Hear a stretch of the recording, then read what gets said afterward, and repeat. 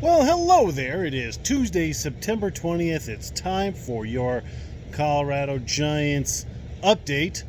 This will be the last one before Weigh-Offs, but before we do anything else, make sure that you are hitting that subscribe button and sharing it with a friend and commenting below with I don't know, surprise me, questions. I'm always answering questions, so comment below if you have a question. So, with all of that over with, let's dive into this here video. So, the video today is going to be kind of a quick one. I'm trying to decide if I want to show you inside the greenhouse or not. Yeah, we will. Alright, so today is Tuesday. Friday is our first Weigh-Off, and that means it's time to lift the pumpkins. And this year, as opposed to years past, look at how awesome that is, those pumpkins lined up in there. I'm not going to be able to use my 16-foot tripod because obviously I have some head space issues. I can't get it in there. I'm also dealing with an 8-foot door. So what I decided to do, and Lee, the guy who makes the King rings, I had contacted him about making me something like this, and he's like, hey, you do know that you can just buy this basically from your Lowe's, your Amazon, your Home Depot or whatnot, and what this is just a bracket for a swing set.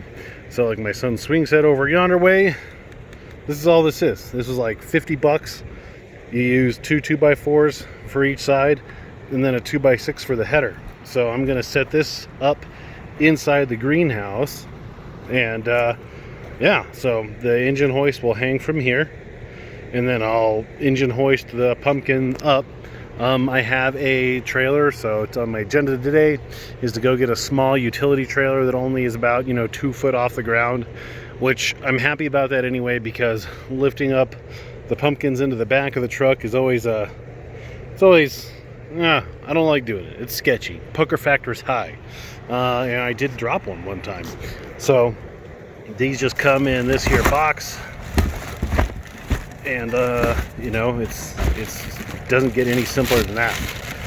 So you just go to your preferred lumber source, and like I said, I'm using all 8-foot lumber, and then it just slides in, and that is literally it. So that slides into there. You lag bolt it in. It comes with all your lag bolts. I'm going to brace it because it's still intended for kids, not a over 1,000-pound plus pumpkin. So I'm going to put a 2x4 brace right there, and I think that'll work well. I'll chain the engine hoist to the top and lift it up, and yeah, I will take a quick video on that. But the pumpkins, got them uncovered. It's been beautiful outside. The first one, I don't know, I've gone back and forth. There is always strategy involved with deciding where to take your pumpkins, but really there is no strategy involved with the first one. I'm sure I could, with the smaller trailer that I have, I could get it around in here and use like a 4-wheeler to pull it out, but that's just a pain in the butt. So I'm going to take tractor to the first one, and fingers crossed, hopefully I win. A Howard Dill Award tractor is still growing. The bushel gourd is still growing. We can super zoom here. Woo! Super zoom, and you can see the cantalouping on the skin. So the bushel gourd definitely still growing. In fact, all of the pumpkins are still growing. So that's pretty awesome, if I do say so myself, because if this is the first Weigh-Off, I have 1, 2, 3 more weeks. So I have 3 more weeks of growth potential for those ones back there that are still growing. So that's pretty cool, pretty exciting. We'll see how they end up shaking out. But so I really want to take the bushel gourd to Nick's because Nick's is my favorite Weigh-Off. But I don't know.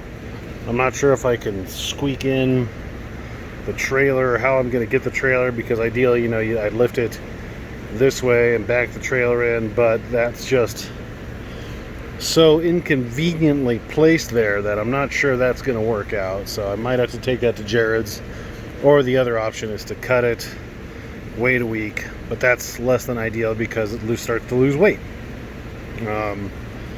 So yeah, go to bigpumpkins.com. Bigpumpkins.com, under the weigh off section, will have, you know, the weigh offs of years past, and I looked at last year's weigh offs to see who might take what where, and there's really no rhyme or reason, because, you know, last year, the first weigh off, all the local pumpkins, as far as local growers go, they took their smallest pumpkins to Jared's. So, you know, this pumpkin could have potentially won last year, but who knows? You know, maybe Joe's bringing his big one, or Mark, or Andrew, or whoever. You know, Mick's got a big one cooking. Even Jacob in Kansas, he's coming down. Who knows which ones he's coming to, though? So there's really there's really nothing you can do, rhyme or reason, to it. So this one will probably go to, not even probably, this one will go to Jared's. It'll be a good time. The bushel gourd might have to come, just because it's right in the way, and at this point, that sucker's so big that it'll probably need to be lifted with my lifting gantry as well. But while we are doing the weekly update, I haven't measured yet. We've done just some casual measurements, just doing the circumference, just to make sure that they're still growing, and they are. I want to show you guys the vines, though. Some of the vines. My tomato bush is taking over. I'll show you these vines. So, main vine, we've talked about this one before. If I can spin my camera around here. So remember when the main vine was like, the pumpkin wasn't right up on it? You know, this main vine, this is an issue right here. You know, next year when I really have my fingers crossed to grow giant pumpkins, I'm gonna have to start cranking them back and scooting them back, because that's not good to kink them that bad. And that one really is not even that bad. I didn't notice this so bad on vacuum, but it's pretty bad. I always like to leave a little bit of new growth so you can see what the plant needs. It needs more potassium. That's where we're getting that. So phosphorus, potassium. So I'm really heavy on the NPK. So the P, the K, your TKO right now. I'm feeding a lot of that just about every day, trying to squeeze some last pounds out of these pumpkins. Slapping my pumpkin. You know, I don't know, for whatever reason, I didn't notice or pay attention to that kink right there. That's a massive problem with how big vacuum is. I should have pulled this pumpkin back. That definitely hindered me right here. You can see on the back side it goes nice and around, and it's wrapping the pumpkin. That's bad. That is not ideal. The secondary vine scooting around, but you can see it's nice and straight, comes in, and unideal. That's like if you kink your hose, that's stopping a lot of the nutrients from flowing up to the pumpkin. So not ideal. And then I see right here this main vine is splitting right there, so I'll need to come out with some hand sanitizer, because you can't buy rubbing alcohol right now because of the pandemic. Yeah, that's too tight, but really too late to do much about it now. You can see I've severed I lift up the roots. I never really pull these out, I just lift them up, and this whole root is still green with these little fibrous hairs off of it. So this is still giving nutrients to the pumpkin right here. So never like rip them out, just kind of gently tease them up, and you'll still get production out of it. But yeah, so there's vacuum. Might have shot myself in the foot. Man, right here it sounds solid. Over here, slap my pumpkin, doing my thing. And then Ted back there, Ted's still growing too. I'll be really interested how Ted shakes out, because the shape on Ted, you know, it's got a bubble butt, so it goes down and whoop, it's got a real big set of hips on it. So I don't know. I'll be interested to see if that ends up going heavy or light. Ted has a little bit of the same situation as most of my pumpkins do this year. I didn't pull them back, and they were bigger than I thought they would be. So good problems to have, but something I need to be prepared for next year. Powdery mildew, I haven't really sprayed. If I'm being honest, we're at the time of the year where I start to get a little sick of pumpkins, if I'm being totally transparent with you. And they're kind of doing what they're going to do. There's not a whole lot I can do at this juncture to sway them any one direction or the other.